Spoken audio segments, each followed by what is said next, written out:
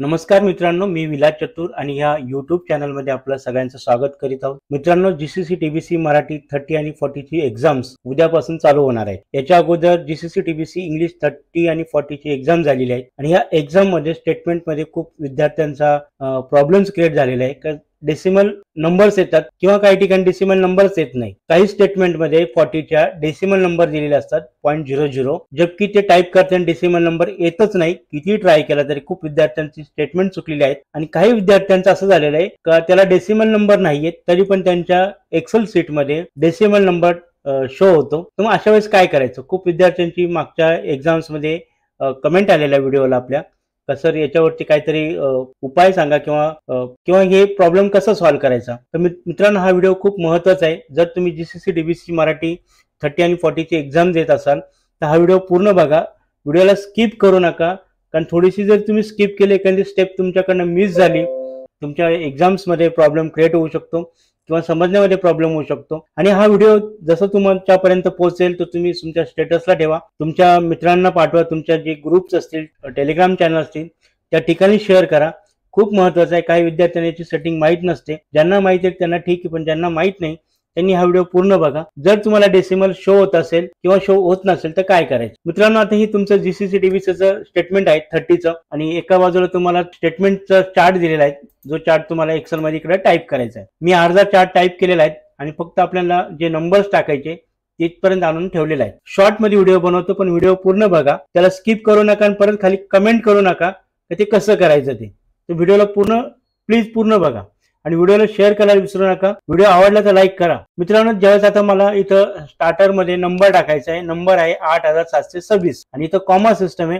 तर लक्षात ठेवायचं, कीबोर्डचा जो इंग्लिश कॉमा आहे तो कॉमा वापरायचा नाही, मराठी मध्ये जो कॉमा आहे तो कॉमा आपल्याला वापरायचा आहे. तर पहिला आपण फिगर टाईप करताना आपल्या जे कॅरेक्टर्स दिलेले KWRT याच्यावरचे जे नंबर्स आहेत ते यूज करायचे.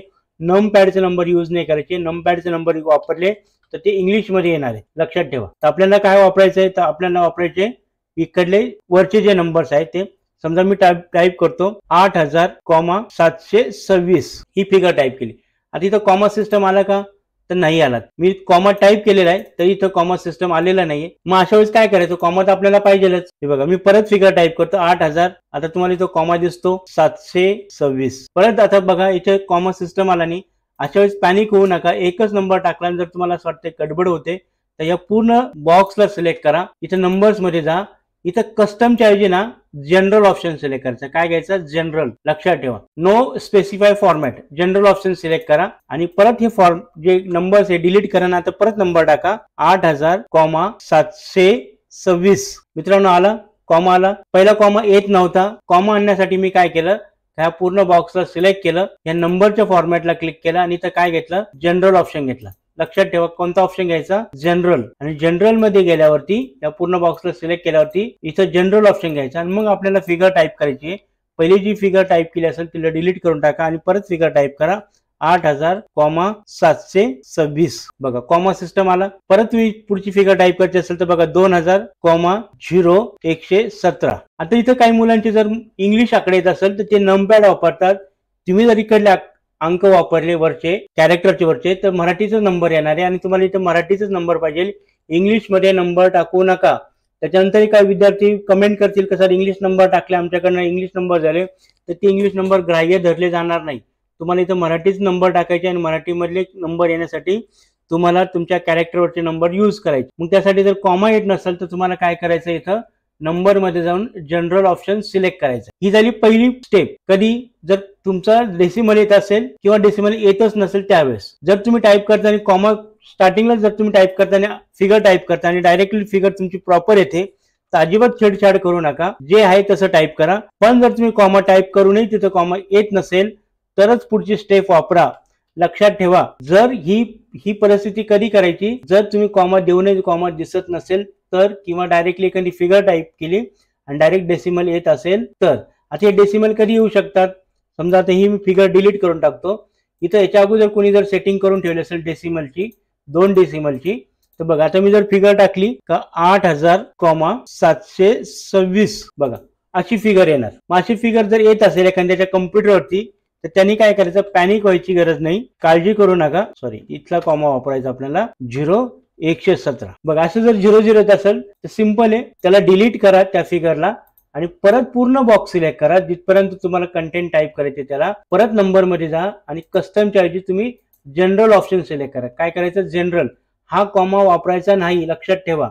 इथं जो कॉमा दिसतो तो वापरायचा नाही, फक्त जनरल सिलेक्ट करा आणि आता परत फिगर टाकून बघा तुम्ही 8,726 आली, कॉमा सिस्टम आली, 0,0 आलं नाही. पण 40च्या लेटर मध्ये कधी कधी त्या स्टेटमेंट मध्ये तुम्हाला 0.00 असं टाईप करायचं असतं. मग अशा वेळेस टाईप करून सुद्धा 0.00 येत नाही. मग अशा वेळेस काय करायचं, एक मिनिट आपण परत स्टेटमेंट थोडस बदली करूया. मित्रांनो, आता आपल्याकडे डाव्या बाजूला जी स्टेटमेंट दिसते ती स्टेटमेंट आहे मराठी 30ची. आणि जर समजा असा चार्ट आला, ज्या चार्ट मध्ये तुम्हाला 0,0 फिगर दिलेली, 0.00 म्हणजे डेसिमल दिलेला आहे, आणि जर समजा तुम्ही फिगर टाईप करायला गेले, समजा आता तुम्हाला टाईप करायचं आहे 1877.00. बघा फक्त 1877 आलं, 0.00 आलेलं नाही. मग अशा वेळेस काय करणार तुम्ही, समजा तुम्हाला पॉईंट मध्ये डेसिमल मध्येच उत्तर पाहिजे आणि डेसिमल येतच नाही, तुम्ही खूप प्रयत्न केला, आता इथे दिसताना डेसिमल तुम्हाला दिसेलही पण ते इथे शो होत नाही. मग अशा वेळेस काय करायचं, समजा खालची फिगर घेतली, किती आहे तर समजा 3,980.00. बघा आता इथे आली पण वरती आली नाही. मग अशा वेळेस काय करणार तुम्ही, तर पूर्ण चार्टला सिलेक्ट करा, नंबर मध्ये जावा आणि इथं फक्त 2 डेसिमल ऑन करा. बस काहीच करायचं नाही, फक्त 2 डेसिमल ऑन करा. आता त्याच्यानंतर तुम्ही कोणतीही फिगर टाका. समजा इथं खालची फिगर घेतली आपण 2,980.00 आली. त्यानंतर समजा आपण पुढली फिगर घेतली 3,000,876 आलं 0.00. तर लक्षात ठेवा, ज्यावेळेस तुम्हाला डेसिमल हवं असेल त्यावेळेस डेसिमल वाढवण्यासाठी नंबर मध्ये जाऊन तुम्ही डेसिमल वाढवा, आणि ज्यावेळेस तुम्हाला डेसिमल नकोय, जबकि ती फिगर तुम्हाला पूर्ण राऊंड फिगर मध्ये पाहिजे, तिथे तुम्हाला जाऊन काय करायचं, फक्त जनरल करायचं आहे, ती फिगर राऊंड फिगर येईल आणि नंबर डिलीट करून टाका आणि परत तुम्ही नंबर टाईप करा, जेणेकरून ती फिगर फक्त राऊंड फिगर मध्ये, समजा 1877. आता समजा तुम्ही 0.00 जरी टाकलं तरी ते येणार नाही. ठीक आहे, आपण त्याला डेसिमल बंद केलं तर बघा 1877. म्हणजे जर डेसिमल बंद करायचं असेल तर तुम्हाला याला सिलेक्ट करून नंबर मध्ये जाऊन याला तुम्हाला जनरल करावं लागेल. त्याच्यानंतर ती फिगर काय होईल, राऊंड फिगर येईल. तर लक्षात ठेवा, ह्या गोष्टी तुम्हाला करायच्या आहे. जर डेसिमल हवं असेल तर नंबर्स मध्ये जाऊन डेसिमल वाढवा, आणि जर डेसिमल नको असेल तुम्हाला तर तुम्हाला सिलेक्ट करून नंबर मध्ये जाऊन जनरल ऑप्शन सिलेक्ट करायचं. जनरल लक्षात ठेवा आपल्याला जनरल ऑप्शन सिलेक्ट करायचा फक्त. आता मी फिगर टाईप करतो 8,726. बघा आलं का डेसिमल, नाही आलं, कारण का माझा ऑप्शन तिथं जनरल आहे. ह्या गोष्टी लक्षात ठेवा. परत हा प्रॉब्लेम तुमच्याकडनं झाला नाही पाहिजे, कारण हा प्रॉब्लेम झाला आणि फिगर चुकल्या तर तुमचं स्टेटमेंट पूर्ण चुकीचं होऊ शकतं आणि तुमचे मार्क जाऊ शकतात. हा व्हिडिओ तुमच्यासाठी खूप महत्वाचा आहे.